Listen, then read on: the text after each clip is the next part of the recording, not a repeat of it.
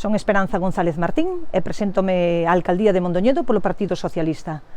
Bueno, eu creo firmemente que desde a política local se poden cambiar moitas cousas.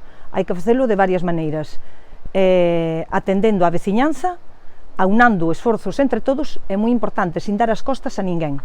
Que faría eu se fose alcaldesa? Pois, en primeiro lugar, hai que saber unha diagnose do Concello, cales son os problemas que ten. Que nos fai falta no noso Concello, como en calquer Concello da provincia?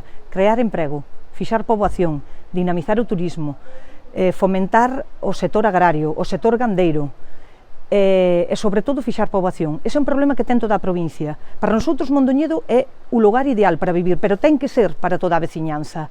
Outra cuestión que nos parece tamén moi interesante a hora de gobernar é xestionar os recursos públicos con responsabilidade, con seriedade e sin despilfarrar un euro. E digo aquí, dentro do barrio dos Muiños, que é o meu barrio, ao lado deste edificio, que se rehabilitou, acabouse de facer estas obras no ano 2020, hai 2 pisos, solo un está ocupado, o outro está baleiro. En este concello hai xente en lista de espera, esperando vivenda pública, e este está sin habitar. E temos que darlle solución a este problema. Desde o Partido Socialista vamos a traballar para que estas casas non esteñan baleiras e haxa xente vivindo nelas.